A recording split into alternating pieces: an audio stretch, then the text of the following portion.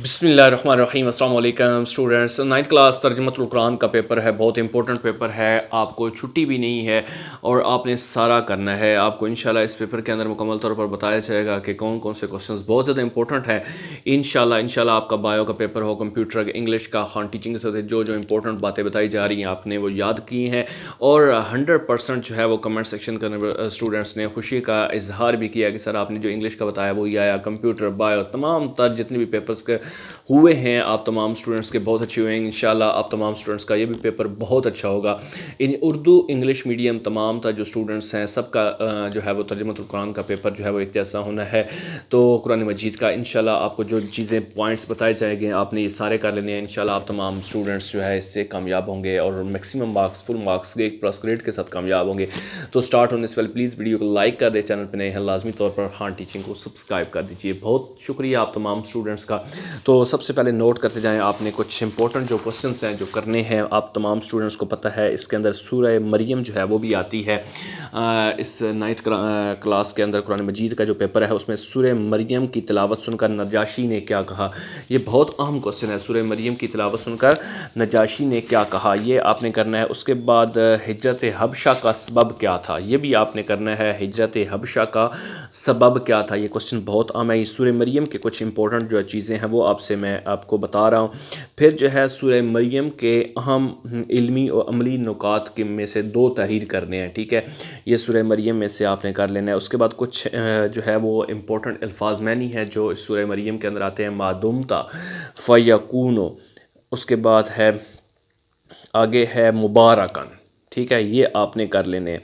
उसके बाद एक क्वेश्चन आता है जिसके अंदर सूरह ताहा, इसके कुछ शॉर्ट क्वेश्चंस हैं जो पेपर में आ सकते हैं इसमें से सूरह ताहा के हवाले से। तो सूरह ताहा का खुलासा आपको होना चाहिए कि जो सूरह ताहा है इसके अंदर क्या क्या चीज़ें ओवरऑल बयान की गई हैं, बयान की हैं, वो पूरा खुलासा आपको पता होना चाहिए।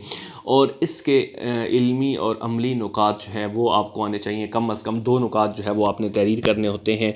और इसके अंदर जो है वो आप तमाम स्टूडेंट्स को बता दूँ इसमें मुख्तलिफ़ अल्फाज मैनी भी हैं, ठीक है। इसमें है उखलुल इशरह, ठीक है, लिसानी, ये मानी जो है अल्फाज मैनी ये आपको आने चाहिए।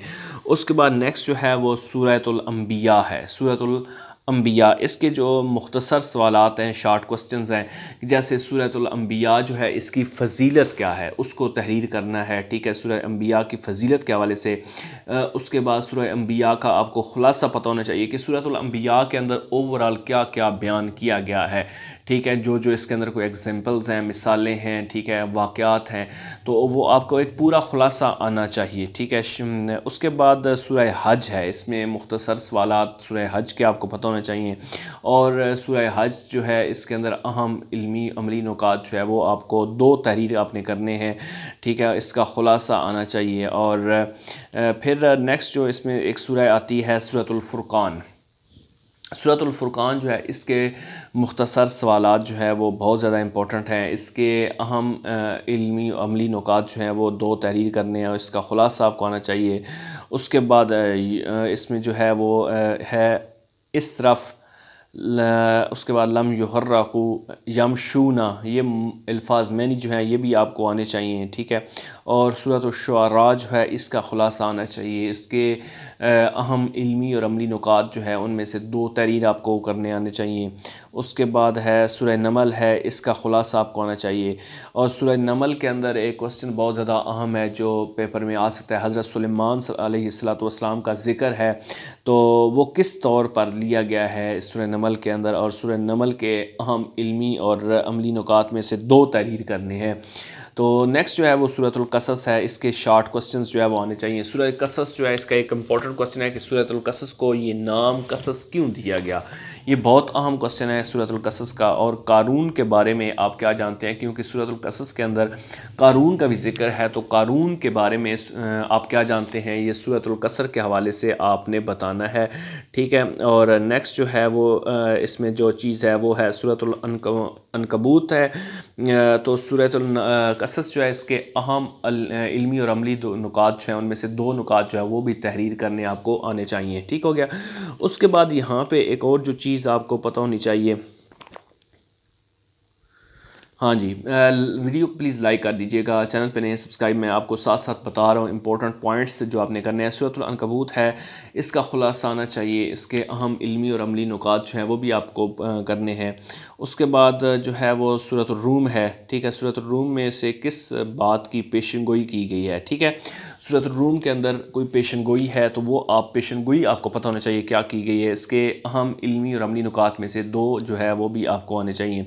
और जिस तरह मैंने पूछा कि सूरह कसस को ये नाम कसस क्यों दिया गया, इसी तरह ये क्वेश्चन आ सकता है कि सूरह रूम जो है इसको ये नाम क्यों दिया गया, तो ये भी आपने करना है। उसके बाद सूरह यासीन है, सूरह यासीन की फ़जीलत जो है वो आपको आनी चाहिए और सूरह यासीन के ख़ुलासा पता होना चाहिए। सूरह यासीन के अहम इल्मी और अमली नुकात भी आपको आने चाहिए। सूरत साफ़ात है, साफ़ात, इसके अहम नुकात आने चाहिए। और सूरत साफ़ात के अंदर हज़रत इब्राहीम अलैहिस्सलाम का ज़िक्र जो है वो किस तौर पर आता है, तो ये भी आपको पता होना चाहिए। सूरत साफ़ात जो है इसमें बयान करदा अहम नुकात जो है वो भी आपको याद करने हैं, वो भी आपको आने चाहिए। उसके बाद है सूरतुल अहकाफ़, ठीक है। इसके मुख्तसर सवालात हैं जिसमें कौम आद के बारे में आप क्या जानते हैं। सूरतुल अहकाफ़ के इल्मी और अमली नुकात जो हैं उनको ये नाम क्यों रखा गया, और ये आपको करना है, ठीक है। ये बहुत अहम क्वेश्चंस हैं जो मैंने आपको बताए हैं, ठीक है। और नेक्स्ट जो है वो यहाँ पे, ठीक है, एक लास्ट है कि लॉन्ग क्वेश्चन, ये तो शॉर्ट से थे जो आपको पेपर में आ सकते हैं। तो अगर लॉन्ग क्वेश्चंस की बात की जाए तो सूरतुल फुरकान जो है इसका आपको तारुफ पता होना चाहिए, इसका खुलासा होना चाहिए, इसके मज़ामीन आने चाहिए। और सूरह मरियम पर एक मुफस्सल मज़मून जो है वो आपको आना चाहिए, वो लिखना आना चाहिए। सूरतुल फतह पर एक मुफस्सल मज़मून तहरीर करना है। सूरतुल शुअरा पर एक मुफस्सल मज़मून जो है वो आपको आना चाहिए।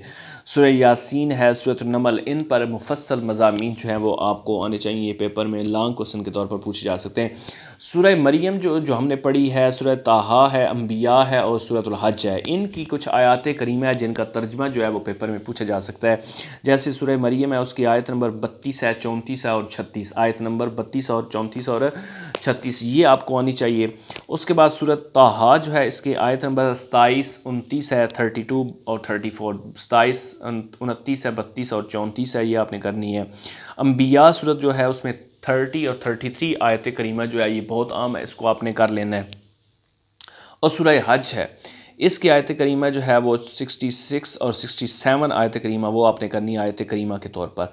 अहकाफ सूरत है, उसमें आपने 13, 14, 15 जो है वो आपने करना है। तमाम जितनी भी MCQs हैं वो मशक में जो दिए गए हैं सिर्फ वही याद करने हैं, ठीक है। और ज़हीरा अल्फाज के जो मीनिंग है उसमें आपको पता होना चाहिए, जब्बारन, कफ़ा, उब आसो, उसके बाद उशदुद अखी, लम युहर्रु, यहलुम, ठीक है, वसिया वदाअत हो, ये कुछ अल्फाज मैनी है जो आपको आने चाहिए। तो जो मैंने आपको पहले शॉर्ट क्वेश्चंस बताए और लॉन्ग क्वेश्चंस बताए, फिर MCQs का बताया कि एक्सरसाइज के हवाले से, फिर कुछ ये मुश्किल अल्फाज के मैनी के हवाले से बताया, तो ये आप कर लेना इंशाल्लाह आप कुरान मजीद के पेपर में अच्छे मार्क्स ले सकते हैं। तो बाकी साथ साथ MCQs लॉन्ग क्वेश्चन वो भी आपको साथ साथ इंशाल्लाह आप और भी बताए जाएंगे। आप इनको तैयार करें, इंशाल्लाह खान टीचिंग जो है वो आपके लिए नेक्स्ट इंपॉर्टेंट इन्फॉर्मेशन लेके आएगा। आप तब तक जो है इसको तैयार कीजिए और फिर मैं आपसे पूछूंगा कि आपकी कितनी तैयारी हो चुकी है। अल्लाह ताला तमाम स्टूडेंट्स को कामयाब करेंगे। खुश रहें, आबाद रहें, दुआ में ज़रूर याद रखें।